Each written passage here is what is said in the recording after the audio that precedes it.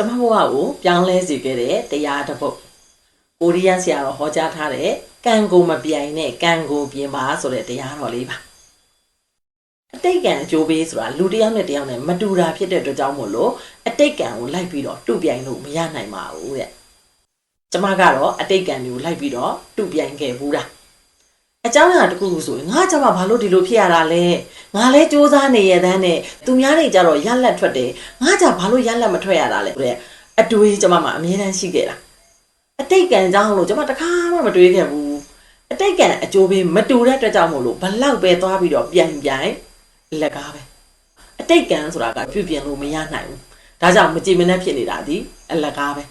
လက်ရှိဘဝကိုကောင်းမွန်ခြင်းလဲဆိုရင်တော့ကံကိုပြင်ရပါမယ်တဲ့လက်ရှိဘဝရဲ့ကံတွေကကိုယ့်လက်ထဲမှာအဲ့ဒီအတွက်ကြောင့်မို့အဲ့ဒီကံတွေကိုကျွန်တော်တို့ပြုပြင်မယ်ဆိုရင်ကျွန်တော်တို့ဘဝကြီးကတိုးတက်ပြောင်းလဲလာနိုင်ပါတယ်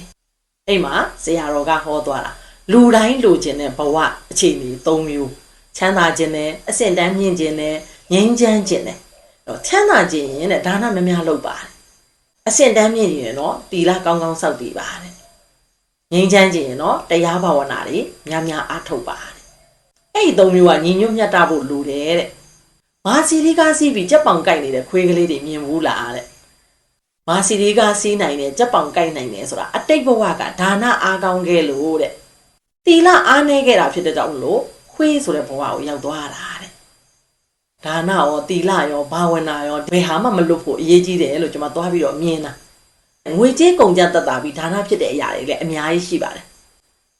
ကျမဆိုရင်ငှက်ကလေးတွေကိုအစာကျွေးတာနေ့စဉ်ဒါနကုသိုလ်ဆန်လို့စီဘူးတစ်လုံးလောက်ဆိုငှက်တီအများကြီးကိုဒါနလုပ်နိုင်တယ်တီလာအနေနဲ့နေ့စဉ်၅ပါးတီလာကိုအတက်နိုင်ဆုံးလုံးကြုံအောင်တတိထားပြီးတော့ဆင်ခြင်နေတယ်တရားဘာဝနာတွေပုံမှန်အားထုတ်ရမယ်မနေ့တိုင်းကျမ15မိနစ်လောက်ကတော့ပုံမှန်တရားအားထုတ်ဖြစ်တယ်အဲ့လိုမျိုးလေးတွေနေ့စဉ်နေ့တိုင်းလှုပ်ဆောင်လာတာအချိန်ကာလတစ်ခုရောက်လာပြီဆိုလို့ရှိရင်ကျမတို့ရဲ့ကံကိုအလိုလိုပြုပြင်ပေးတာဖြစ်သွားတယ်အဲ့တော့အတိတ်ကံမကောင်းခဲ့တဲ့သူတွေလုံးဝအားမငယ်ပါနဲ့ကျမကိုယ်တိုင်လည်းအတိတ်ကံအကျိုးပေးအရန်အားနေခဲ့တဲ့သူပါလက်ရှိပြစ္ဆုတ်ပံကံကိုအကောင်းဆုံးပြုပြင်နိုင်ပြီဆိုတာနဲ့အချိန်ကာလတစ်ခုရောက်တဲ့အခါမှာဘလို့လေးအဆင်ပြေသွားမှန်းတော့မသိလိုက်ဘူးဆိုတာမျိုးတွေတော့ဖြစ်တော်အားလိမ့်မယ်ဒါကကျမကိုယ်တိုင်ကိုကြတွေ့ခဲ့ရတယ်ကိုတွေ့လေးပါဒါကြောင့်ဒီနေ့မိတ်ဆွေတွေကိုယ့်ရဲ့ဒါနရဲ့သီလရဲ့ဘာဝနာရဲ့ဒီ၃မျိုးကိုသာအကောင်းဆုံးလှုပ်ဆောင်နိုင်မယ်ဆိုရင်ကျမတို့ဘဝကတိုးတက်ပြောင်းလဲလာမှာသိကြပါတယ်